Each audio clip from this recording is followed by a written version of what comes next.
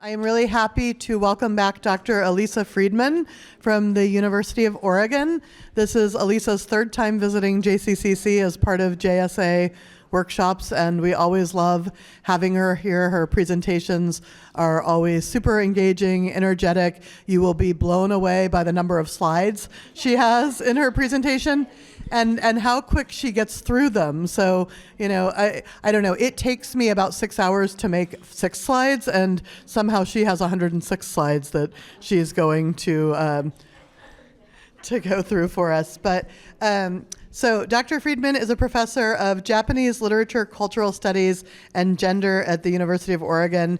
She has a number of books, including Japan on American TV, Screaming Samurai Form Anime Clubs, in the Land of the Lost, Tokyo in Transit, Japanese Culture on the Rails and Road, and we'll hear more about some of her other work. In addition to her presentation today, she is doing 2 presentations for us at the Japan Festival on Saturday. So Masked Superheroes in Japan and Good Luck in Japan, and I would encourage you to consider checking those out as well. I'll tell you more about some of the other presentations that we have on the festival program for Saturday, but please join me in welcoming Dr. Alisa Freedman.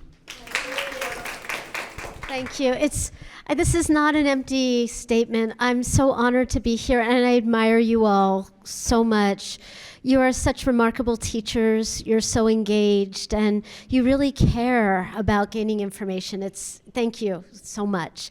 So I am addicted to slides. We don't have to look at all 106 of them. And if you tell me you're interested in something, I may add 10 more slides.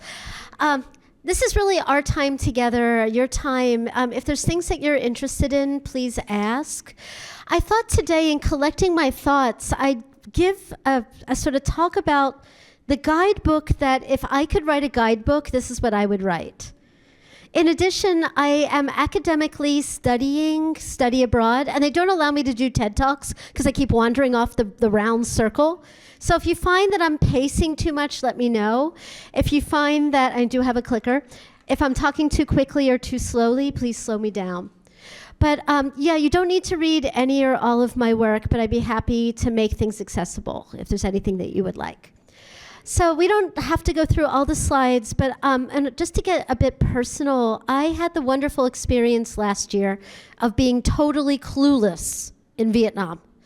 And I loved it. I was terrified, but just a shout out to study abroad at any age, to study trips, to visiting new places. I was on the Fulbright program, and I did that so I can gain a new perspective on the world, maybe help out. My project was helping people with academic professionalization skills and collecting women's stories. So study abroad, I admire those of you who are about to study in Tokyo, and we'll take students there regularly. Some of you are pros at this. So today's session, I start with a very wordy slide. We could come back to this if you would like. But as I mentioned, I thought I would give sort of an oral version of a written guidebook if I could write one someday. We'll start with sort of outlining why Tokyo and the significance of Tokyo. How many of you have been to Tokyo? Oh, all of you, almost all. Please share your suggestions, your experiences, and I would be happy to give a pragmatic version of this talk. This is sort of the cultural sister of a pragmatic version I would love to give about how to pack, how to use the trains, what to bring, which hotels to stay at, how to make copies of your passports that are accessible, lots of things, and I have given talks like that. There's another sister in the family. I give talk about using Tokyo trains and the culture of trains that I'd be happy to share. So Tokyo, those of you who are, and this talk hopefully will be interesting to people who are armchair travelers or black office chair travelers. To back up, those of you who have been to Tokyo may have noticed that Tokyo is a collection of neighborhoods. So when people ask, where are you staying in Tokyo, you often won't give the street name. You'll say, I'm staying in Shibuya, I'm staying in Ginza. You would refer to it by the neighborhood. On a more meta level, if someone says, come meet me at my favorite restaurant for dinner, they might give you the name of the neighborhood. It's in Ginza, and then tell you the subway line or street line, Ginza Station, second exit. Street names are not what most people acclimate themselves to in the city, and we'll talk about that.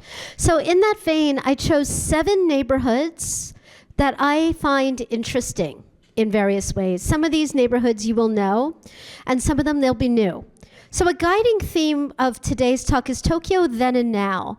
So in all 7 neighborhoods are interesting to me because they all maintain their then flavor while being very up-to-date now. So we'll talk about the continuance of old Tokyo, or even old Edo, the city that became Tokyo, in these neighborhoods. I'll share some hidden gems that I have found. I am a Tokyo nerd. I get to Tokyo and I spend a whole day just walking through the city or riding the trains. And every trip I take a new theme for myself. My theme this summer for myself was free factory tours. So I would be happy to share my, some favorites of those, free museums. So let's save time for discussion. Dawn, if I talk too much, wave at me. I want to make sure we save time. I'm also around all day today, tomorrow, Saturday. Please, if I could be useful, that's my goal. So let's move on. So why study Tokyo? Why visit Tokyo? Many reasons, and I teach Tokyo to my students in the United States and Japan and in Vietnam. And I get different answers and similar answers. Every summer, I teach 2 courses in Tokyo for 3 weeks for study abroad students. One is called Literature of Tokyo, and the other is Popular Culture, which is really a way of sending the students into the neighborhoods and finding things. So Tokyo is, like in the United States, we often think of cities having different associations too, like Washington might be our political capital, but some people might think that New York or Chicago is the financial capital. I'm learning that Kansas City is a fashion capital. Everyone has agreed, yeah, absolutely. In Japan, there's a danger that Tokyo is the capital for many things. It's the cultural capital, meaning where most books are published, for example, where most museums are housed. It's the financial capital. It's where the emperor lives. It's the government. So like if there's an earthquake in Tokyo, that could be a big problem. And we'll talk about that when you're visiting. You will experience earthquakes. It's part of life. Tokyo has also been the site of the most production of the culture that globalizes. It's got a competitor city called Osaka, which is well worth visiting. And there's a lot of TV shows, contests about Tokyo people and Osaka people. Battle it out of which city is better. So it's literally a matter of taste, because Osaka food is a very different taste. Tokyo, often when I ask my students internationally what to think of Japan, they start naming aspects of Tokyo. I'm glad that one of the visitors is from Miyazaki from Kyushu. So it's good to introduce other parts of Japan. Any ideas, like why are you all interested in Tokyo? Fashion, and yeah, there are some great fashion places I'd be able to talk about. I could be happy to talk about some of my favorites that aren't on the slides. You will love the fashion there. It's incredible. So again, for the rest, part 1, I'll give some basic nuts and bolts, and if it's too boring, let me know, about what is Tokyo and how did Tokyo come to be. And then we'll go neighborhood by neighborhood. I didn't number the neighborhoods. I'd be happy to count them later. I didn't because there's synergies among them, and I wanted to make sure we talk about the connections. This is Ginza, and we'll do a lot of looking at images from then and now. Has anyone been to Ginza? I love Ginza. Ginza it began really in the 1880s. That's one of the heydays of forming Ginza as a showpiece for the modern city of Tokyo. It was made out of bricks, as you see in the image, to not burn down and be this new fireproof neighborhood. Guess what happened? It burned down. But Ginza really starts as sort of the fashionable center of what a modern Tokyo should look like in many ways. Ginza still has that connotation now. In the 1920s, it became the place for so-called moga, modern girls, and mobo, modern boys, to go and see and be seen in the latest fashions. Scandalous fashions where they showed their ankles and their arms. Ginza now still has that connotation of being an upscale district that every Sunday it's a pedestrian paradise. I'm also inspired, I'd be happy, I'm not going to dwell on this, but I've been studying guidebooks, and I love how guidebooks are designed for people's dreams and mistakes. And I've been studying guidebooks for international students written by schools, by the US military, and by students themselves. I love this guidebook. It teaches things for students in the 1950s that they weren't taught officially, like how to date, what to bring to an American dinner party. So part one, Tokyo used to be called Edo in the period that's now known historically as the Edo period, or it's also known as the Tokugawa period after the shogunate. Has anyone seen the miniseries Shogun? I love the 1981. It's so bad it's good in many ways. We could talk about that in a different talk. But that's really the Shogun, the novel, the TV programs, and keep that in mind because I have some Shogun-related slides, is the story of the Battle of Sekigahara, which was one of the main starts to the Tokugawa period. Edo, in 3 bakufu or shogunates, the ruling clan would move the capital city to their seat of power. There's a capital called an old samurai shogun capital called Kamakura, which is very close to Tokyo. I highly recommend visiting it, but it gets very, very, very, very, very, very crowded. Edo turned into the city of Tokyo in the 18th century, 19th century especially. Edo had the second largest population, especially of men, in the entire world. In part because all the ruling regional lords had to send retainers and members of their households to the city of Edo. Because this idea that you keep your friends close and your enemies closer. It also built up the city of Tokyo. Tokyo becomes a center for news, for culture. I'm not going to dwell too much on the nuts and bolts of history, but I'd be happy to recommend some very good historical overviews of the city of Tokyo. But Tokyo was renamed Tokyo, literally meaning Eastern Capital, in 1868. Kyoto becomes old capital, Kyoto, and the emperors moved from Kyoto to Tokyo. The Shogun's palace is really the root of the imperial castle now. Has anyone been there? You could jog around it. And I love watching foreigners run around the imperial castle because they run the opposite way than people from Japan. We tend to run the way that we read. People in Japan run the way they read. So you could keep in mind that, cars drive on the left in Tokyo, in part because in samurai culture, you don't want to cross swords with people. And you carry your sword on your hip. So streets in Tokyo are to the left. I don't tell my students that and watch them crash into people. But Edo, again, I won't spend too much time, but as we go through the neighborhoods, you can keep in mind that certain parts of the Meiji period were designed to maintain Japan during a new world order of imperialism. Japan didn't want to face the same fate as China, Africa, of being partitioned into colonies. So there was a lot of effort to modernize Japan, to have a strong army, to have ideas of civilization and enlightenment that would promote sort of a rapid change for how people dressed, how they wore, the kinds of behaviors that you would see in the city.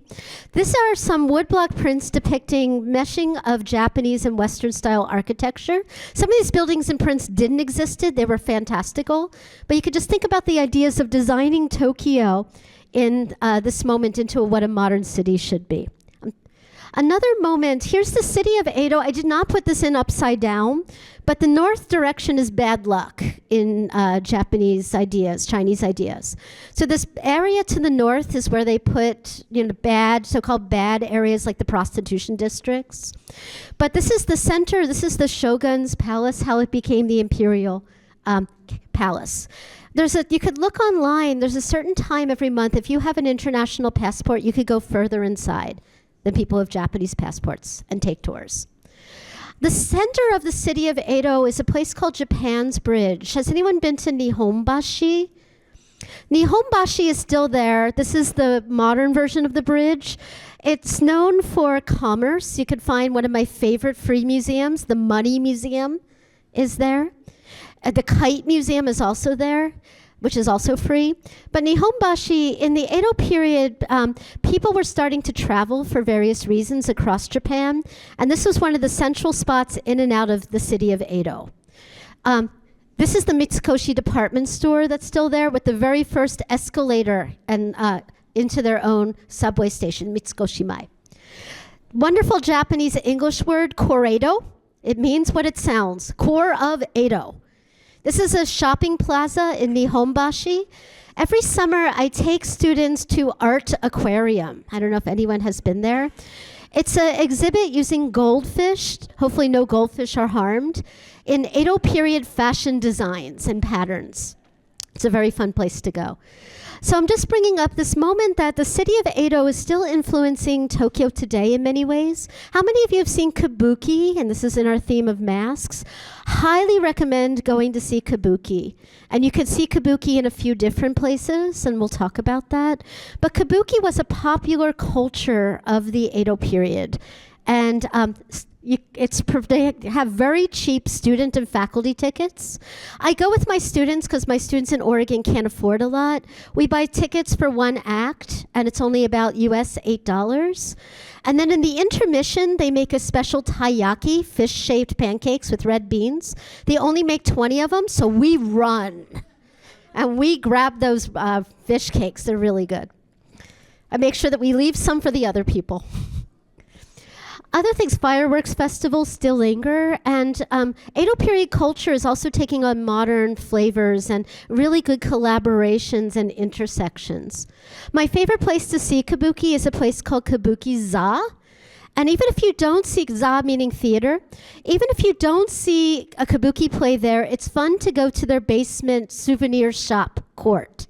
That's where I get a lot of my omiyage, or small gifts. You can get lots of handkerchiefs, little tiny presents for less than $5. Kabuki since 1629 has only been performed by men. This is the all-female review. It's super hard to get tickets, but you could be nosy like me and take photos of the fans. These are not people waiting to get tickets. This is from one of my favorite cafes that has a secret view of people waiting to say hello to their favorite actresses. So there's lots of things to see. So the Edo period was really a time where wheels were outlawed. They were okay to use water wheels for work, but you couldn't use a wheel to travel. So people walked, or there was a time where 5 roads were designed, the main one leading into Tokyo. Tokyo developed as a city of waterways. And when you're in Tokyo, you could still see remnants of different kinds of water. There's the Sumida River, which is also called Ogawa, or Large River, inside the city. It used to smell really bad, but it's been cleaned up. There's also moats left from around the days where it used to be a castle town. And you can still see near train stations. I won't dwell too much on the history because I know I'm already spending too much time on this and I want to get to the neighborhoods. But 2 other moments in which Tokyo was redesigned and redeveloped and rebuilt. Tokyo was destroyed in a lot of the aerial bombings during before that, the 1923 earthquake, as you see up here. There's a wonderful documentary film that was released in 2023 called Men with Cameras. And it's original footage in the early days of people having some of the world's first movie cameras out there taking images of how the September 1st, 1923 earthquake affected the different neighborhoods in Tokyo. It was really the 40 hours of fire. The earthquake hit around lunchtime where people were cooking over open fires, and it was a big disaster. In fact, September 1st every year is Japan's National Disaster Awareness Day, to remember earthquakes. Tokyo was rebuilt at this time. We get a lot of new things from the Art Deco architecture, designs of department stores, things that were new at the time, new train routes developed. These are some department stores that are still there. You'll see this building I just showed you in the Ginza image. This used to be the Hattori building, now it's then Wako. It's a major department store, and if you go in, they have lovely art exhibits on the first floor. And one of the most expensive wagashi, or Japanese sweet shops I have seen. I cannot afford a $100 manju, but I love looking at them. There's also one of my favorite museums is right next door. It's the Seiko Clock Museum, the history of watches and clocks. The other major time that Tokyo was destroyed was in the aerial bombings during 1940, 1945. Much of the city was destroyed, and the city was rebuilt during the years after in many stages. In fact, the highways that you see all around Tokyo are not designed for passenger cars.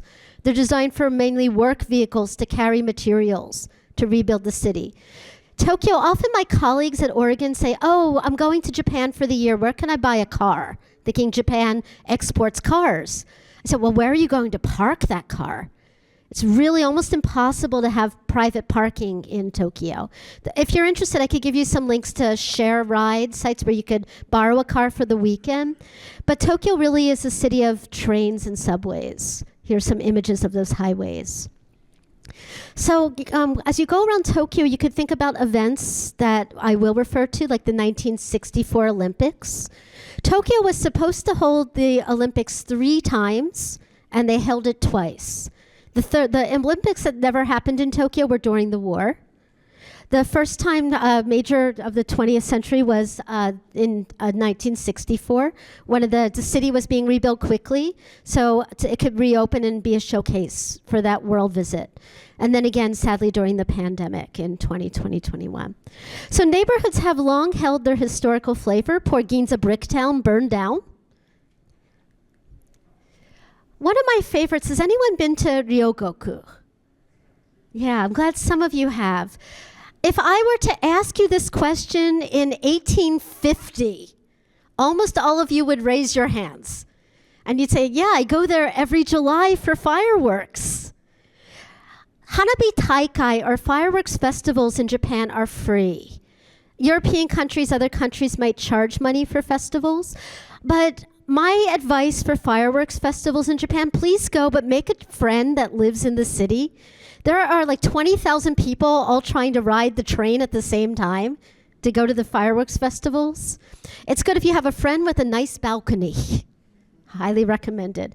But here are some woodblock prints by the famous artist Hiroshige, for example, depicting the pop culture fireworks festivals in this area of Ryogoku became known. And there's a lot of wonderful pop culture. The Fireworks Museum is there. This is a wonderful print showing the people of Edo, the mass culture, gathering for fireworks festivals. And I'd be happy to go deeply into any of these things. Another recommended thing to go to is sumo. True, false, all genders can be professional sumo wrestlers. False. There was a movement to make female sumo, which is now a very powerful amateur sport. And I highly recommend the documentary screening on Netflix called Little Miss Sumo, about women's sumo. But professional sumo is still only people who are male identified. You can go to the sumo stadium I take my students for cheap tickets. We have no clue what's going on, but we have a great time. You could also go eat what sumo wrestlers eat, which is called chanko nabe, nabe meaning hot pot. This is nabe that's not high in calories, actually. It's very healthy, but it does not have beef, no pork. Any guesses why? How do you lose a sumo match? Oh, you get you're landing outside of the thing. Yeah, you put all 4 of your limbs on the ground. So to good luck, sumo wrestlers do not eat things with 4 limbs in their food, at least in their chanko nabe. Yeah, there's restaurants where you could sample what sumo wrestlers eat. And I take my students very carefully to the most haunted place in Tokyo. It's usually just us and the person who runs the museum. This is the Tokyo Earthquake Museum. This is a spot during that 1923 earthquake where people took shelter, and then sadly the wind changed and they were all burned. Very tragic history, but the museum is a wonderful way. There's also a museum in another neighborhood called Ikebukuro, where you could simulate what an earthquake is like. It's scary. But this is a history museum, especially for the 1923 earthquake, haunted. Tokyo Memorial Hall, another haunted space in Ryogoku, remembering the fire bombings.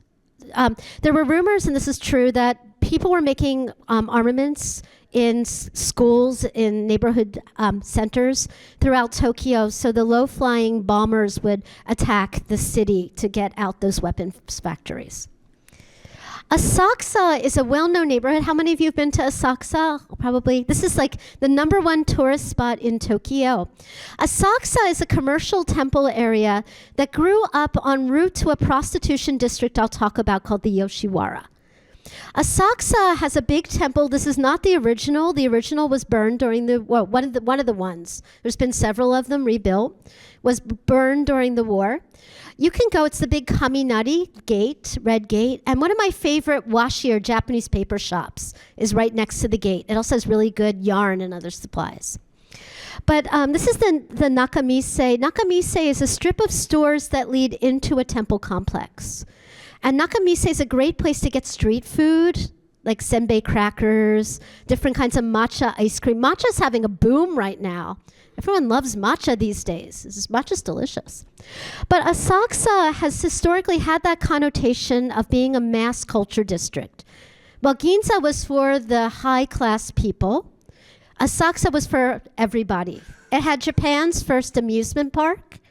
It had Tokyo's first skyscraper. I'll show you a photo. It was destroyed a few times. It was burned down in the 1923 earthquake. It also had a street since 1908 of Japan's first movie theaters. These are postcards, 1907, not advertising the name of the movie showing. This is advertising the name of the benshi, or the silent film narrator, which would sit to the side of the stage and do all the character voices. And if you're interested, I could find some oftentimes you could still find benshi narrations in English. It's an amazing skill to hear.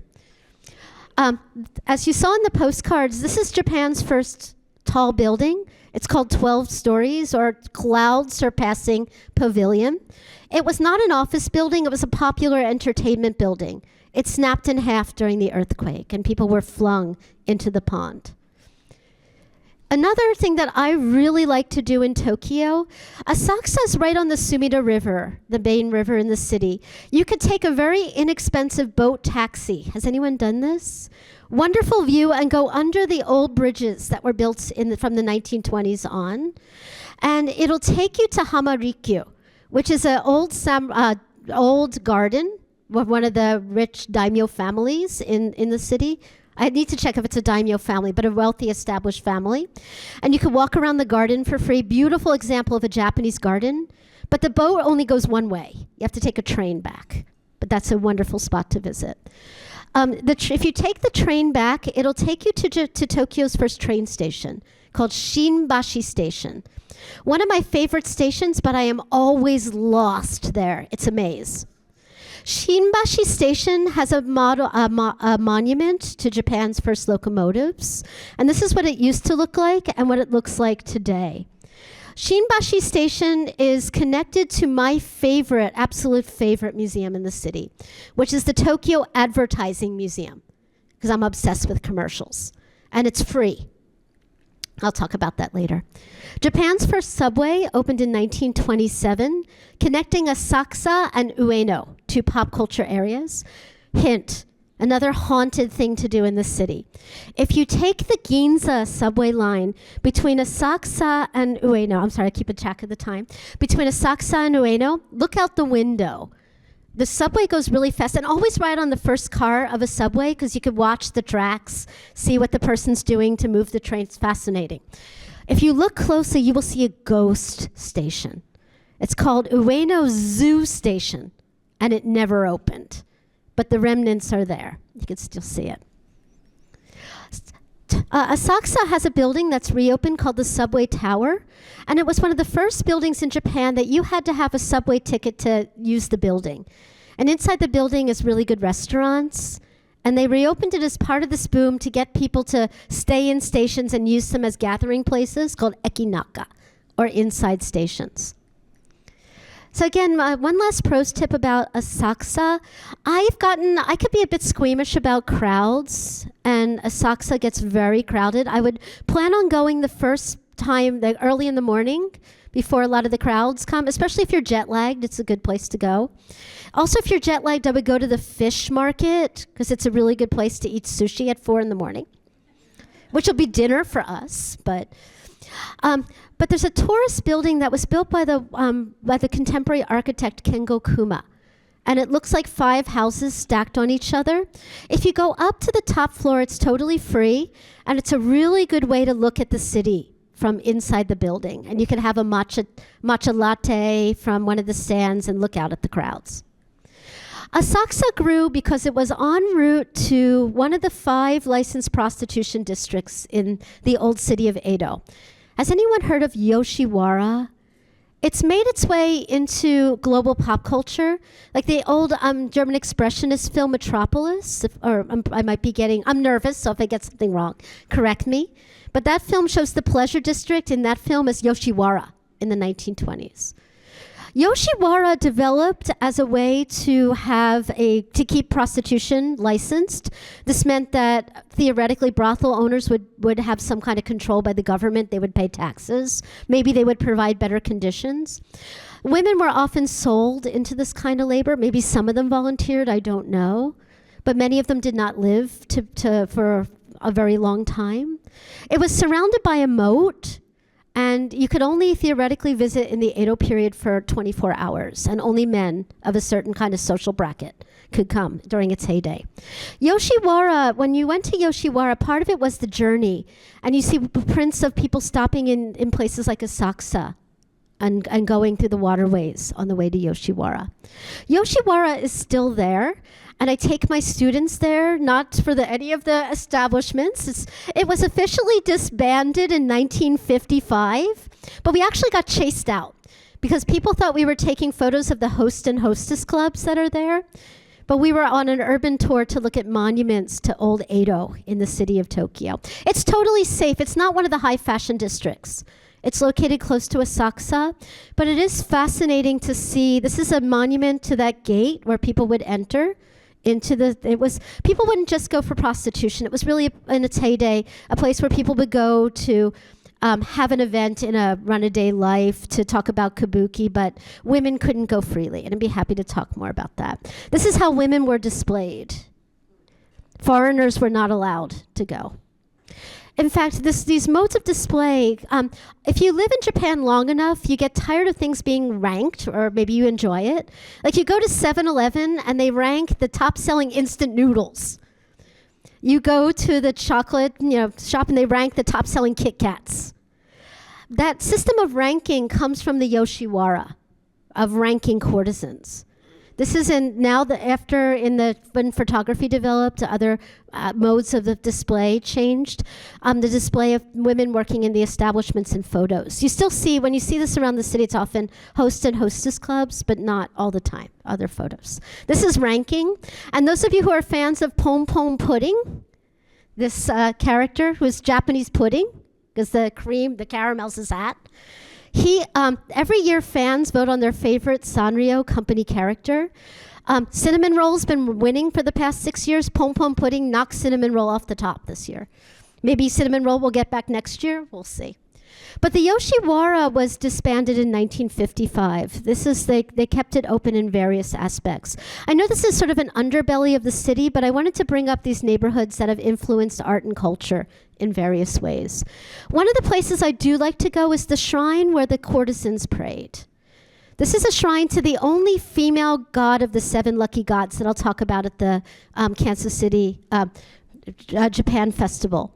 Benzaiten Shrine is also where people go to wash their money. You bring your money, and if you wash it, more money will like you and come to your wallet. As we've discussed, Ginza is really a place where people have gone to see and be seen. Ginza was not the very first place for department stores, but was a place associated with upscale department stores, especially in the 1920s. This is that same building, Wako. It was turned into, during the US-led occupation of Japan from 1945 to 1952, became the military PX. Ginza Bricktown, I'll show you these images again. Ginza, ironically, doesn't have a big train station. One of the closest train stations is Tokyo Station. Also, one of my favorites, Yurakucho Station, is there. Mitsukoshi department stores. How many have ever been in a Japanese department store? I love Japanese department stores. My students think I'm so old when I say that, but I'm trying to get them to love them as much as I do. Why do I love them? Because they have everything. If you go to a department store, oftentimes it'll be connected to a train station. And in the basement, they'll have a wonderful food court. Sadly, during the pandemic and even now, they stopped giving out as many samples except on Valentine's Day. You can get lots of chocolate. And White Day of March. Another thing, on department stores have, like when I meet my friends for dinner, even friends that live in Tokyo all the time, we often meet in department stores, especially when Tokyo summer gets so hot. The top floors have wonderful restaurants with good views. And it's really, and they get crowded. It's not just for tourists. Department stores also have on their roofs, sometimes they'll have remnants of old amusement parks, petting zoos, lots of places to go. And I'm a big, big fan of Japanese stationery. And oftentimes they have stationery shops. So Ginza has 2 old department stores. And if you go in, I love this store, Mitsukoshi. I always feel like a 1920s modern girl when I go here. Because you enter the door with the Mitsukoshi lions. You could have fried oysters on the food court. And you could experience the Art Deco. Another thing, when I go to a wedding in the US, I often buy presents in Japanese department stores because they sell really nicely packaged bowls and things in their lifestyles sections. Do you all know Uniqlo? I love Uniqlo, not to advertise them, but Uniqlo's like the Old Navy of Japan. But they also, there's certain Uniqlo flagship stores, like the store in Ginza. This is our secret. I tell my students too. They can each only tell one friend. But the Uniqlo in Ginza has a shrine on the top. And it's a really great place to have lunch. You're allowed to eat. And it has a wonderful view of the city streets. Why does it have a shrine on the top? Any guesses? It's not a shrine to the gods of Uniqlo. Was the building built on the location of a previous shrine? Brilliant. Yeah, Jen knows. Yeah, it was built on a shrine land, so the shrine has to be somewhere. How you get there, you go up to, there's a secret stairway on the 9th floor. You just go on up. It's open to the public. I'm joking about secret. I just love it because Tokyo gets so crowded. It's nice to have these quiet spots. Ginza also has pedestrian paradise, Akihabara. Other neighborhoods do too. But on Sunday, there are no cars, and you could just go and leisurely take strolls. They have tables out. This is not new. Ginza has also been the site for things that were fashionable then that we take for granted now. Like the very first McDonald's opened in Ginza in the first floor of a department store in 1971. My beloved cup noodle, instant noodles, when they first launched the product, launched it in front of McDonald's in 1971. That was not the first fast food restaurant. That was actually KFC in Nagoya, a different city. But you will see Colonel Sanders all over Tokyo and all over Murakami Haruki's literature. Remember to visit Kabukiza when you're there. Kabukiza can be a bit uncomfortable because the seats are tiny. It's a very old theater. It's been rebuilt. But Kabukiza, what's more comfortable is to go up to the upper level where you could stand and move around and sort of not be constrained to the rows. Akihabara, this is probably the top place my students want to visit. Has anyone been there? It really is that bright. Akihabara launched into its associations with electronics right after the war. During the occupation, people would sell black market radio parts in Akihabara. And if you're interested in shortwave radio, it's a really great place to go and see all the people selling the history of radio parts. I totally nerd out when I go to these neighborhoods. It does have a shrine associated with content tourism, other things, and now we think of Akihabara as having great shops to get anime figurines, a lot of manga, bookstores and places. It really is this bright. Ginza, the signs are not allowed to be this colorful. For many years, the only signs that could be hung in Ginza had to be white color. But Akihabara is very colorful. You can Mario go-kart it down the streets. On Sunday, they used to have pedestrian paradise. It's been off and on. I think it's still there. But this is its associations with radios in the 1940s, 1950s. Any questions so far? Or should I just keep going and overload you with information? As I said, this is the guidebook I would love to write someday. Akihabara really got a boost, one, when anime, manga, games became associated with global Japanese pop culture, or something that many of you study called otaku. Otaku, you could be an otaku of anything, and I'm an otaku of Japanese stationery, for example. I love it. Otaku is someone who spends a lot of time, energy, getting knowledge, or actually buying things related to their hobby. Otaku became associated more with Akihabara thanks to this phenomenon of an internet book that was published as a best-selling book, TV show, movie, three manga graphic novels called Denshotoko. So much so that people were handing out flyers for so-called real otaku to be extras. They're handing out in the streets of Akihabara. So Akihabara really does have a role in sort of the hearts of people who care about a lot of manga anime, especially from around 2005 through the 2010s. In so many different franchises. Things that were popular, you could find like maid cafes. You've probably heard of those. Has anyone been? Yeah, you could. It makes me, my students like to go. I can map some out. They were more popular a few years ago. They're still around.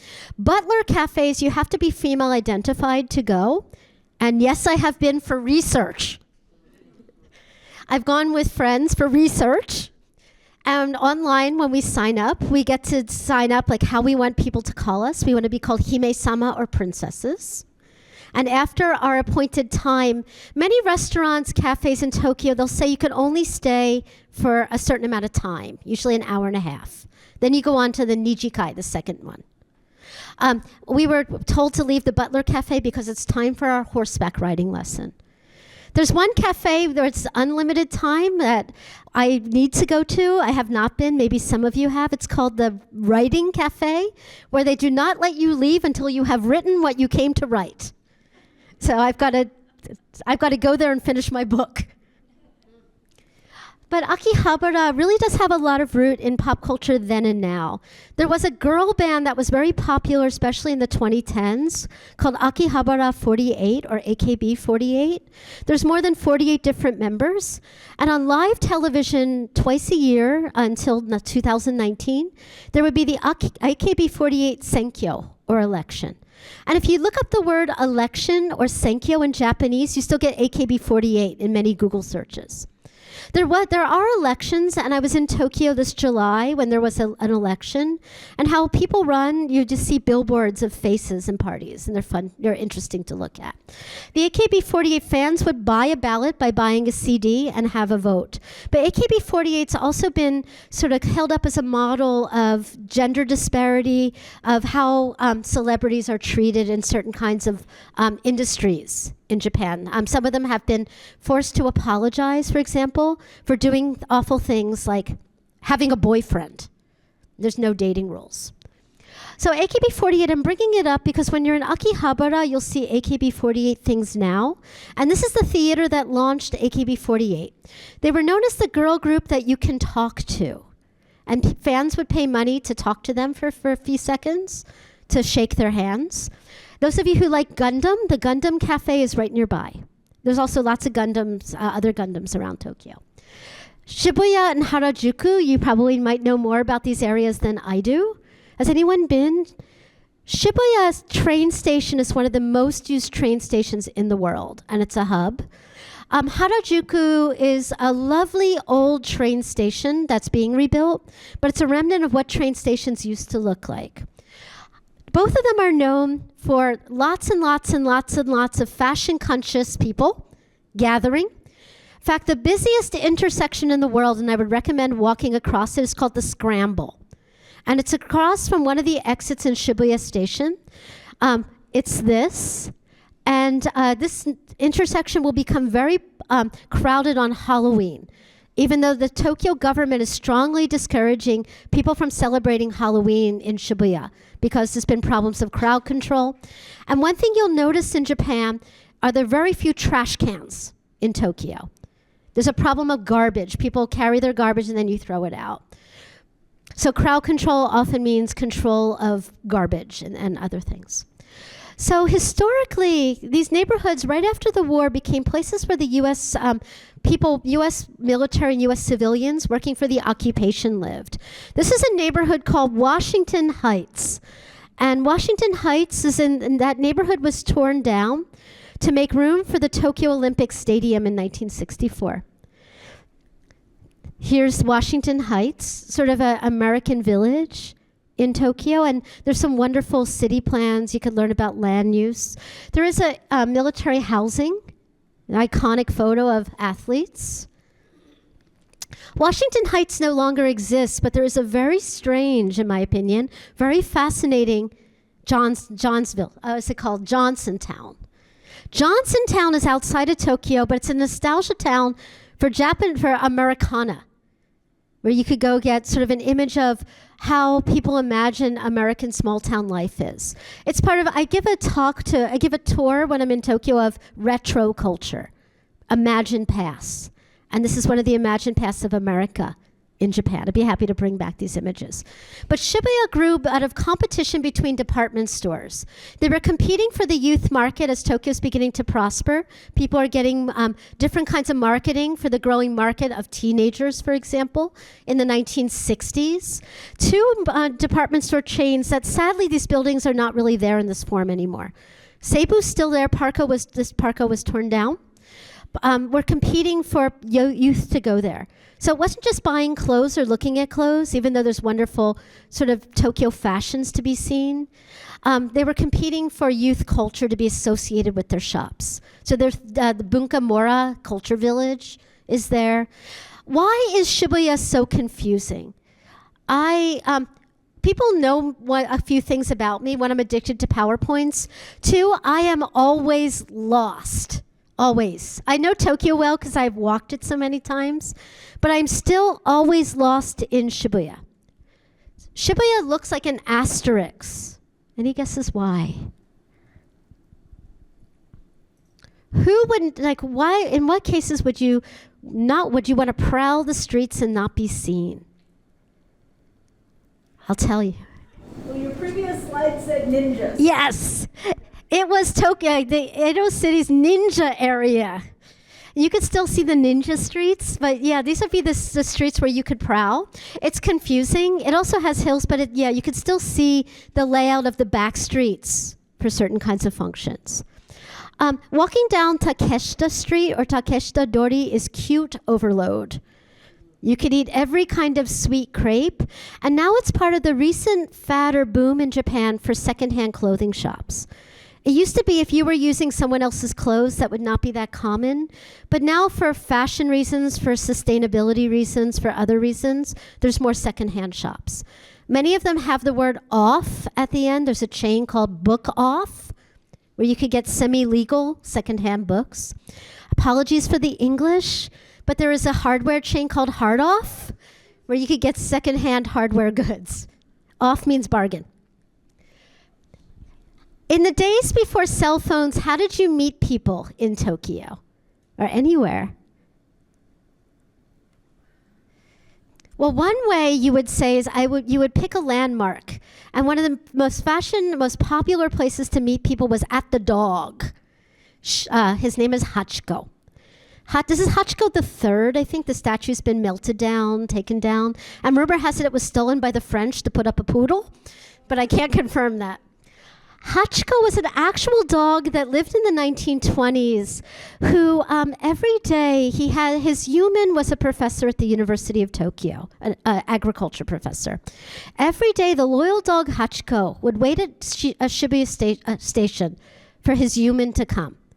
Sadly, one day his human had a heart attack and didn't come home from work. The dog kept going every day, even though his human was no longer alive. Some people then wrote stories, created legends of the loyal dog Hachiko.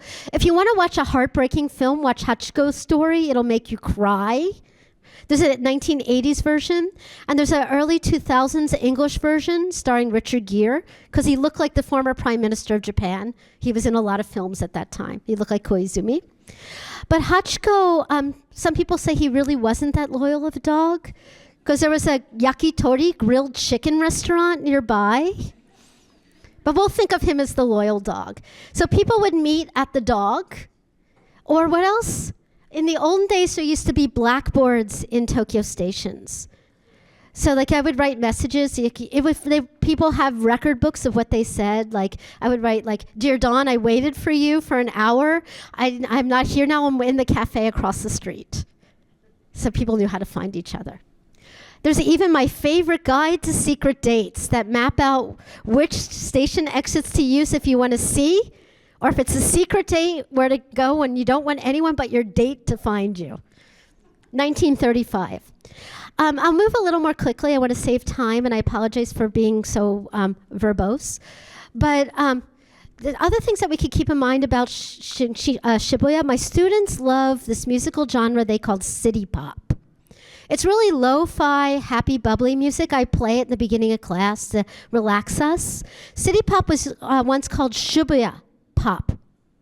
And it would be the kind of thing advertised that you would listen to while you roller skate and wear your Walkman through the streets of Shibuya. Halloween is very popular in Japan, started in 1997 by Disney. And I do recommend going to Disneyland and Disney Sea, S-E-A. They're theoretically building Disney Sky, I think. They're outside of Tokyo, but very accessible. But you'll see signs here saying no events for Halloween on Shibuya streets. Again, crowd control. Shopping districts have historically developed around train stations. And during the bubble economy era of the 1980s and early 1990s, the most expensive land in Tokyo for commercial value was around Shinjuku Station, especially right near the east exit. And this is a photo from the 1920s. That area had some of the iconic firsts for the intellectuals of Tokyo. One of the big bookstores called Kinokuniya, wonderful bookstore, has its old bookstore there. There's other Kinokuniya. It also has one of the first Indian restaurants, Nakamuraya, which were for people leaving India, taking shelter in Japan in many ways. And I recommend going to the Nakamuraya. You can see the culture. And they also have really wonderful curry. Godzilla is everywhere, and I'll let Bill talk more about that. But I send my students, when I teach in Tokyo, on Godzilla hunts. This is Godzilla in Shinjuku. Other places, this is an iconic character in Japan named Doraemon. He has a museum. He's more famous everywhere in Asia than in the United States. But every summer, there are 66 Doraemon characters put out in an important shopping plaza called Roppongi Hills. Roppongi used to be an American military area. It used to be known for nightclubs. It used to be very expensive. Maybe people might feel it was sort of an underbelly area in certain ways. But Roppongi, a couple of years ago, became the site of two major upscale shopping districts that have museums attached to them. Mori Art Museum on the 54th floor, wonderful view of the city. Great pop culture exhibits too. And the other is Tokyo Midtown, has the Tokyo Design Museum too. Again, correct me if I get them confused. Lastly, a few last places. Tokyo Station was built as the official entrance into Tokyo, but it has not been the most used station. It was rebuilt several years ago. It has a wonderful gallery, art gallery inside Tokyo Station Gallery. Also, it has a wonderful exhibit that's free on the history of Tokyo Station. It's actually quite nice. Tokyo Station was the first station to have a separate entrance for the imperial family. There's also a hotel there. But that area is wonderful. In Christmas time, there's illumination where you could walk around, mostly blue illumination, blue lights, because they're easier on the eyes. There are old buildings surrounding the city. There's also a character town where you could buy pop culture goods. Off the beaten path, one of my favorite neighborhoods, has anyone been to Yanasen? This is 3 neighborhoods put together, Yanaka, Nezu, and Sendagi. This is an old neighborhood that when you go there, you feel like you're in what's called the Showa period. Not the wartime Showa period, but the Showa period between 1970 and 1989. It's a place where you could see sort of old tea shops. You could walk the shopping streets. And there is, you all know the Maneki Neko, and I'll talk about this more at the Good Luck in Japan. Good Luck in Japan, I picked 14 of my favorite good luck charms. This is the beckoning cat. According to legend, this was an actual cat that there was a party of a regional lord and his team were out hunting. They came to a temple and the cat was saying, come here, come here. In America, we say, come here. In Japan, you do the opposite, come here. The cat said, come here. They did, and then there was a major storm. So the cat saved them from the storm. So they endowed the temple to the cat, and it's had patronage. Cats also keep away mice. It's a preview slide for Saturday's talk. But if you like the beckoning cat, there's a whole temple with thousands of them. And you could pay homage to that wonderful cat that saved everybody from the storm. Here it is. And it's a short walk from a station called Nippori. I love this neighborhood because it's not so crowded, and it really is a wonderful walk, and it's really close to a very important train that you might be using if you come into Narita Airport, called Narita, the Narita Express, the fastest train to get to the airport. Two last things, I'd like to talk about food culture and then some more monuments. This is Tokyo Tower, which was built in 1950s, opened in 1958 as a broadcast tower. It was modeled after the Eiffel Tower, which opened in the 19th century. But Tokyo Tower really symbolized the rise of the city in the 50s, 60s. It's still there. It's illuminated at night. This is a very a film manga series film that has several sequels, but the first volume of Always of the film is centered around the building of Tokyo Tower and how it was a monument in the lives of the people living around there. And those of you who are a fan of anime, Tokyo Godfathers also uses the symbolism of Tokyo Tower. Sky Tree. This is the Bodhi McBoat face of Japan. This is what happens when you ask fans to name a building. It gets named something like Sky Tree. The Tobu Company offered 3 choices for the people who wanted to vote in, and they chose to name it Sky Tree. It opened in 2012. Every night there's different illumination, and they post a calendar online. You might end up staying at a hotel in this area. There's a lot of reasonably priced good hotels around here. But it's also a good place for souvenir shops. And I don't know if you could do this anymore, but there used to be a place above the generator where you could sit out and watch them illuminate the building semi-legally. We would bring picnics up there. Odaiba is where one of the major TV networks, you have to take the monorail or a ferry to Odaiba. But it's a land constructed mast. I highly recommend those of you who are taking students going to Team Planets. Team Planets is not really in Odaiba anymore. It's now in a different neighborhood. But Odaiba has a lot of fun things to do with pop culture, and there's a big Gundam, and that's Fuji Television. If you go to Odaiba, take the monorail would be my recommendation, and get in the first car. It's amazing, amazing view out the windows. Pokemon centers around Japan. Ghibli Museum. If you want tickets, you have to go on a certain day when they open up and get in line. I think when I was going to take students, I was 21,000th in line. Yeah, it's hard. I would get like 10 of your colleagues to all be online at the same time. If you don't get in, please don't be heartbroken. There are other ways to see Ghibli around Tokyo. Nakano Broadway is another place for buying retro goods. There's cafes. This is a manga anime themed district of a suburban neighborhood called Nakano. We were talking last night about how restaurants can be cultural centers. For example, Tokyo only has one Ainu restaurant. There's going to be 2 presentations on Ainu culture at the festival. I'm really looking forward to those. But if you can, this is a tiny little restaurant. It had literally a grandmother restaurant. It's by the granddaughter of the first Ainu restaurant. You can go for lunch. They have a really nice obento or lunchbox. And when you go there, they have Ainu cultural memorabilia. They have musical events. But it's very small. It's worth going to. Another restaurant we were talking about last night is called Soul Food House. I'm so glad you know this. It's run by 2 expats who came from the United States, moved to Japan for various reasons, being missionaries, also forming musical careers in Tokyo. And they cook American Southern cooking. It's really, really good, actually. And they hold cultural events in there. It's a really important cultural center. I mentioned the Kabuki Theater taiyaki that my students buy up. Taiyaki shops all over. They're very sweet, but they're pancakes filled with sweet beans. Why are they in the shape of fish? Because the word omedetai, or good luck, good fortune, has the word tai in it. Sibrim, different character, Chinese character and Japanese different kanji character, but associated with food. And I think you during today's talk, we had, the presenter wisely mentioned kitsukatsu, or Kit Kats being good luck. There are a lot of good luck foods in Japan.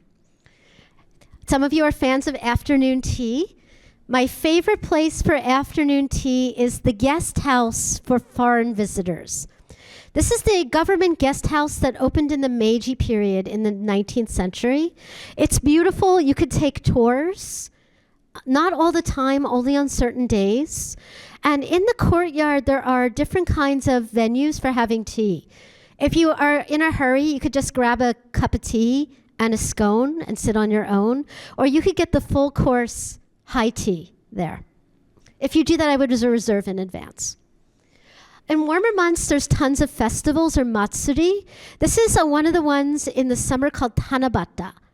Theoretically, Japan has holidays that are like 7/7, July 7th. We'll talk about this during the good luck panel. May 5th, Children's Day. There would never be an April 4th.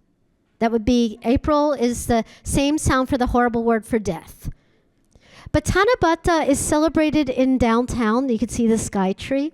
It's a day where the two star-crossed lovers meet in the sky.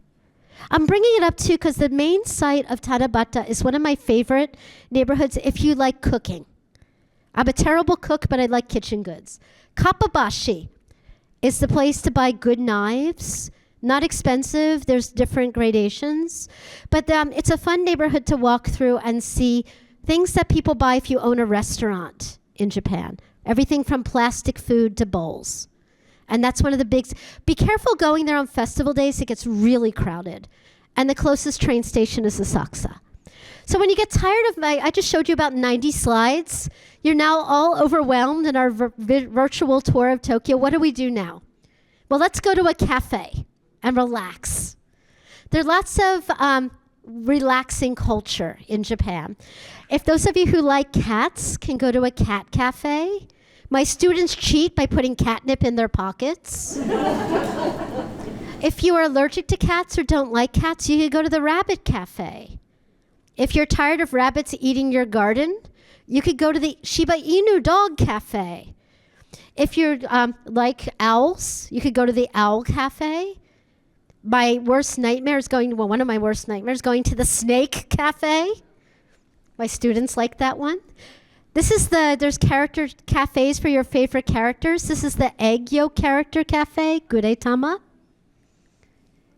Yeah, there's also, if you're interested in the history of black markets, you could see the remnants. They're not illegal areas, but this is a western neighborhood called Kichijoji. And there's a street called Harmonica Street. Not because people play the harmonica, but in the black market days, stands would be lined up like teeth in a harmonica. And it's interesting to walk down those streets. Or Ameyoko, a neighborhood in Ueno. It's the kind of neighborhood where you could get like Adidas goods with like Adidas spelled with like 5 Ds. Like not exactly legal goods. Retro culture, if you like ramen, there's so many good retro.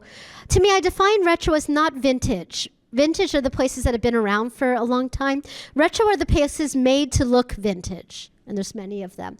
There's also old vintage areas where you could see all kinds of bars and grilled chicken stands, and I'd be happy to bring back any of these slides.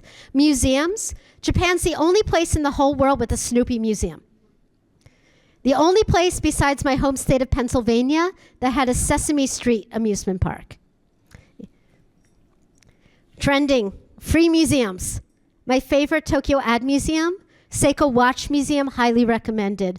Money Museum, NHK Broadcast Museum, I also adore. NHK is really like the BBC of Japan. They have a free museum about the history of radio and television. Fascinating, with really good English translations. Ad Museum Tokyo is wonderful. Only open a couple days a week. Well worth going to, even if you have a short time in Tokyo. Free factory tours. I went to the Kewpie Mayonnaise Museum. If you go, I recommend borrowing a 10-year-old. It's still fun as an adult. It's probably even more fun when you're 10. How did I find out about this? I was watching a kids' TV program in Japan, and they talked about this. I'm like, whoa, I want to go. They do offer tours in global languages, and it's fascinating, and it ends with mayonnaise tasting. And not testing, you could test it too. But Kewpie mayonnaise is a different kind of mayonnaise than we have in the United States. And they give you a big bowl of unlimited cucumbers. And spoiler alert, whatever mayonnaise you tell them tastes the best, they'll give you a free bottle to take home. So just bringing this up, there's lots of free things to do in the city.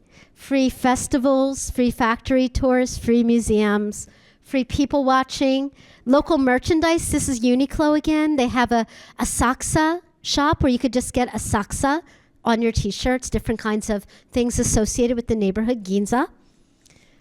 Trending, rooftop spaces. They're free. Every public building built in Japan has to have a free public space.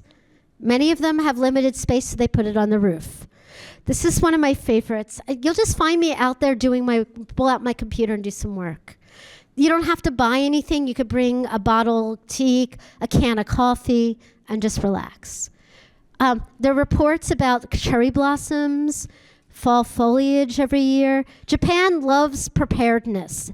Be prepared, too. In Japan, it's a country of rules. They won't arrest you if you do something. Well, they might, depending on what you do. But suppose you jog around the Imperial Palace going the opposite direction.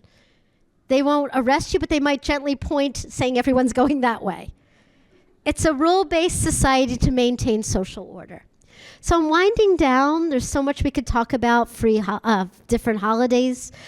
I would avoid going to Japan. For example, things still close historically around New Year's time in January. Things can get very crowded during the cherry blossom season. Christmas Eve is beautiful. It's a friend's holiday. If you want to celebrate Christmas Eve Japan way, you might eat your Kentucky Fried Chicken. So I can go on, and I've already showed you 100 slides. If there's anything you would like to know, my students text me a photo or email me a photo of what they're packing before they pack. And I'll say, bring that, don't bring that. Like, I recommend everyone brings a suit jacket. Because at some point, like wearing like many people are wearing sweaters or suit jackets here to show that we're doing, work-related things. Or people don't wear tank tops a lot in Japan. People are now wearing more flip-flops, but be careful. The roads can be very uneven. I'd be happy to give more pragmatic advice. I could spend hours in convenience stores, but please don't eat every meal in them. You will end up glowing in the dark, probably. All the preservatives. I'd be happy to talk about anything else, but I think I've overloaded you already. So much more. My advice that I'll leave you with, when you're in Tokyo, look around you. Be careful when someone invites you to dinner, please don't look too closely at the food, because if you're looking at a plate of cakes and you're looking at that chocolate piece, it'll end up on your plate. Because they want you to be happy, and they're noticing that you're making eye contact with something. It'll make you happy to have that piece. But do look around you, like many people on the train. Like I was waiting on the platform of a subway line, and I saw a group of Americans. I could tell they were American by their accents. And they didn't get on the subway. It came, and I'm like, are you all okay? Can I help you with anything? They said, oh, it's just way too crowded. We're going to wait for the next one. Nope. They come every 4 to 6 minutes, and they're all crowded. But be careful, they do end. They end around midnight. And then it's hard to get lost in Tokyo because there's always a public transport vehicle station. You might have to switch a few times to get to your stop, but they do end at the end of the night, so be careful. This slide, how I'm showing you here, as I mentioned, the city of Edo became Tokyo, and it became the capital. The emperor was moved from what's now Kyoto, the Tokugawa clan. If you watch Shogun, it was the story of two foreigners who became foreign samurai, William Adams, and I can't even pronounce the Dutch name, and I apologize, Jan Houston. This is Jan Houston's head in the basement of Tokyo Station. He wasn't put down there because they were trying to get rid of his head, but that was the land given to him by the shogun as a present. That's now Tokyo Station. William Adams is found between two sweet shops in Ginza because that was his land. So you could find remnants of Tokyo then and now all around you. So yeah, 106 slides. Thank you for bearing with me. Any questions, comments, suggestions? No. I hope this wasn't too boring. Yes. Anything? And again, I'd be happy to talk about pragmatics also. I hold orientation sessions for student groups who are about to go, and we talk about like what to pack, things to do.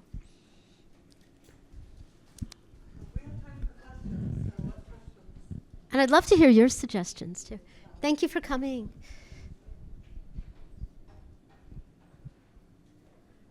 Nobody? Yeah. Yeah, please, let's go. Okay, I love trains. So what's the best train ride in Tokyo? If I take a scenic train. I would take the monorail. I mean, the few ways to answer that. I love riding the monorail between Hamamatsu and Odaiba, or Hamamatsu, and when I fly out, I like to fly out of Haneda Airport. The monorail goes different places, and I love the monorail because it takes you around the Tokyo Bay, one route. And you could see the city in different angles. Amazing view of the Rainbow Bridge. And also, if you like trains, you could go into the first car and see how it all works. So it's really great. Another great way, I would also take the orange or Sobu or Chuo line that goes east to west, because it'll connect you to Tokyo and the suburbs. And you can see the development of stations. Yeah, I love those. Yeah, I'm a huge train fan. And I didn't put it up there, but there's two transport museums, the train museum and the subway museum, that are well worth going to. Thanks. Saw a few other hands. Yes? So I know you mentioned that there was a ramen museum? What museum? Ramen? There, I did not mention, but I would recommend going to the ramen museum. That's in a neighboring city called Yokohama. And there's a cup ramen museum. And when you go there, you could design your own noodles. Your own. I don't trust myself enough to do that. I prefer someone else making the choices for me. But there's lots of other ramen culture all around the city. And if you see a lot of people waiting in front of a ramen shop, get in line. It's going to be good. Ramen shops often just do ramen. They don't have other things on the menu. There's some, yeah, it's not a leisurely meal. You would have a bowl of ramen and then leave the shop and someone would get in your place. Other things. Any questions? I also could bring back the slide of what to pack, if that would be helpful. How safe is Tokyo and how sort of 24 hours is it? Very safe, very 24-hour. Of all the cities I've lived in, I find Tokyo one of the safest for a few different kinds of safety. Like, I hope this never happens to any of us, but suppose there's an earthquake, a major earthquake. If I got a choice saying I have to be in an earthquake, I would choose to be in an earthquake in Tokyo. Because I know that everything is up to code because there's strict laws and rules. And I know that people know how to behave if there is an earthquake. So it's not that people in Japan are politer, genetically programmed or something, to be more politer. But children grow up learning group-based behaviors in schools. So they also learn earthquake preparedness. There's also a lot of very strict laws about safety. Like if I go to a cafe, I might put my bag down on the table and go order my coffee. I'll bring my computer with me, my phone, my wallet. But I wouldn't do that in a lot of major cities. Or I've seen, proverbially this happens, that someone forgets a bag in a cafe, comes back an hour later, it's still there. It's very safe that way. The kind of crime that might happen, I call this my hands-on research. As a victim, not a perpetrator, but there are molesters in public, especially on trains. There's a phenomenon called chikan. And I have been touched on trains 11 times. What I'm supposed to do is not what I do. What I do is like, you're not supposed to do that. You're supposed to grab the person by the wrist and take them to the police station. Please don't think it happens a lot, especially on the trains when people are drunk and there might be a lot of people are unfiltered. But there are signs up everywhere saying being a Chicana is a crime. Don't do it and report it if it happens. So I feel, I walk around the city, the well-lit neighborhoods by myself at midnight and feel safe. But I wouldn't do that everywhere. I would make sure that you knew where you're going. Like, I arrive in Tokyo and I'm jet lagged. I wake up 2 a.m, I go get a coffee at the convenience store. I'm okay. But I would be very careful knowing the neighborhoods. But yeah, it's one of the safest cities in the world, disaster prevention-wise and bodily property crime. The exchange rate it's a really good year to visit Japan. The exchange rate's been hovering around 145 yen to $1. I took students there one summer. I love your subway bag. That's amazing. Yeah. Sorry, my train. I'm like, see a butterfly. When I see anything related to trains, I just go crazy. But the exchange rate has been relatively stable for the past year or so. And I find being in Tokyo is cheaper than being in Eugene, Oregon. You could eat for very cheap, eat good, balanced food. There's a kind of food that I really like called teishoku. It's a set menu where you know you'll get one main, some vegetables, and some rice. And when you get rice, they'll often look at you and say, okay, I'm looking at Alisa. She looks small. I'm going to give her the smallest size. Dawn has seen me eat. They should give me the largest size of rice. But leaving food on your plate is considered rude in Japan. So oftentimes I'll go out to a fancy restaurant with my friends. Everyone will get 5 pieces of sushi. I'll get 3. We're all paying the same price. So you could tell them I want nami or I want the ordinary menu. So it's very cheap to eat in Japan, cheaper than Oregon. I'm finding I'm bringing less money. One major thing that changed this summer, it used to be I'd have to go to restaurants and pay for my students because they didn't bring cash. It used to be a cash-based society. Now it's more credit cards. Like it'll be places saying we only take electronic payments. Credit cards are the Japanese phone pay apps. Yeah, I have had to bail my students out when they text me saying, hey, I forgot to bring enough cash. Can you come? Yeah, I'll be right there. But yeah, so be prepared. Always release your bank cards. Let your bank know you're going to be traveling. My credit card's been fine, but I always let them know too, just in case something happens. What do your students find most surprising when you take them to Tokyo for the first time? That's a lovely question. A couple things surprise them. They're surprised at how much walking they have to do. There's a lot of walking. There are signs up in train stations. Since 2006, it's a law that every train station needs to have an elevator. But it doesn't mean that elevator is going to be where you need to go, the exit where you need. Like major stations will have like lots and lots, more than 10 exits, but the elevator might be at exit 1 and you need exit 6. So they're surprised at how much walking they had to do. They were also surprised that everyone didn't dress in cosplay everywhere. They thought Tokyo was going to look like an anime. Really, the fashion is sort of what we wear. Tokyo people are wearing longer clothing, like your dress would be perfect in Tokyo. Longer fashions are in style now.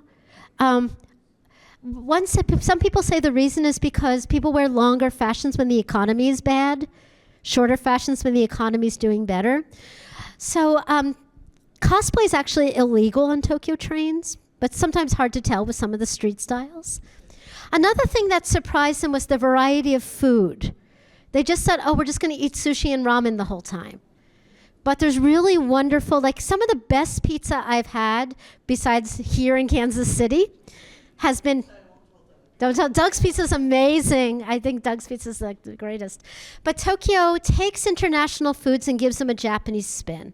So you can find really good Italian food in Japan, really good, not very spicy food. People there don't like a lot of heavy levels of heat spice. Other surprising things, that's a really good question. They were surprised at the variety of cultures. They were surprised. People on trains don't talk a lot. Like, it's very quiet on Tokyo trains. I've been spending time in Vietnam, and I love Vietnam, but it's the noisiest place I've ever lived. There's karaoke playing 24 hours a day. People keep their doors open. There's a different communal behaviors. Tokyo, as a very big city, is very quiet. Like, there's a lot of electric trains. There's a lot of rules about noise. When I'm in Japan, I find that I lower my voice. I sit. I could crunch myself more. So students were surprised at how quiet things were, too. Yeah.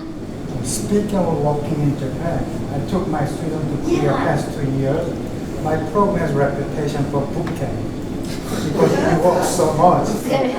They always call me a boot camp. Yeah. You just pulled up her tracker from when we were there in 2023, and we did, what was it, 63 miles? I played Pokemon Go, and it gives you rewards on Monday mornings based on how much you walked the previous week.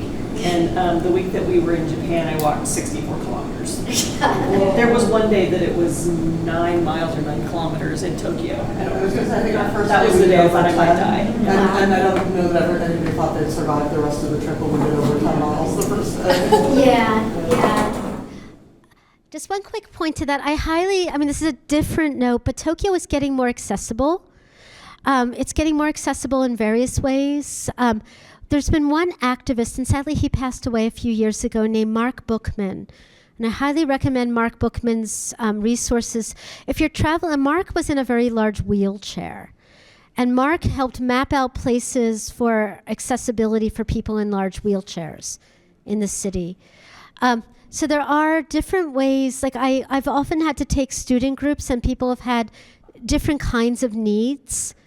Like, I can't take my student who's allergic to cats to the cat cafe. We will find a different opportunity. Yeah, but sorry, so you were. I should pass this to you because you have such great I do have one skills. question. Have you taught students any hands-on, Like what? cooking or Dyeing fabric. Yeah, we haven't done. I would love to. Our budget's so small that it's more like me asking my friends, like, can you all do like a sushi rolling workshop with us? I've worked within the confines of a very small budget, but I'd love to do some. And I'm with my friends. We went to a fun one where we learned how to fight chambara. Chambara is like the kabuki fighting style of samurai in films, which I was a little skeptical, but it was more fun than I expected. But I hear really good things about cooking classes. I've heard really good things about sort of people giving their own tours. Like, oftentimes there'll be someone who is a specialist in one area, like a specialist at indigo fabric. And will lead a tour. There's certain companies called, like, Context is one company. Other companies which will offer specialized tours. My students, one year I worked for a company in Japan, a study abroad company, and my job for 3 weeks was to sit in the hotel where the students were staying at a table with their banner, wearing the company t-shirt to guide everybody's afternoon activities. They come up to me and say, "Hey, Alisa, I really want to go, to a free museum today. Where should I go?" I'm like, "Okay, here we go. Let's plan this out." But one of the things they kept asking were the hands-on experiences, and I personally I relied on them for that knowledge. Have you found any good ones? I tried a few things. Yeah. I tried this summer, like Ironman, Yeah. It was quite interesting. I might take students to the same place. You'll just be in Tokyo, right, saying in this trip? Yeah. Yeah. Because I've done several different hands-on workshops in Kyoto, but I haven't done. Tokyo, there's so many, like the factory tour was fascinating. Not just, there's a factory tour for every different product. Like there's soy sauce factory tours. There's, those little yogurt drinks, they do a factory tour. noodle, why Kewpie mayonnaise? Because I like Kewpie branding. And also their tour is really like an educational half-hour tour, and I thought that might be an activity I could take students to. Yeah. I also take, if you like screaming children, one place that I like taking students to, not the students are screaming, but the International Children's Library is a really beautiful building, and you could actually pull historic Japanese children's books off the shelves and look through them. So it's a really nice place. But you will be surrounded by 3-year-olds who might want to be somewhere else. Yes. Did I run over? Sorry. I could talk your ear off about, I love Tokyo so much. I try to go back. If I weren't teaching so much, I teach it, I think I calculate, I'm now teaching like 11 courses a year. But I try to go back when I'm off from school. Like I go back every summer. I go back every December. I try to go back in the spring. I was booking a flight on the airlines for something else. I saw an ad pop up saying $500 flights to Tokyo. I'm like, I'll take it. So I'd be happy to talk about seasons, anything. Yeah. Yeah, and I hope you really, do enjoy the city, and I would love, to talk to you about it more. Thank you for your patience with me in 106 slides.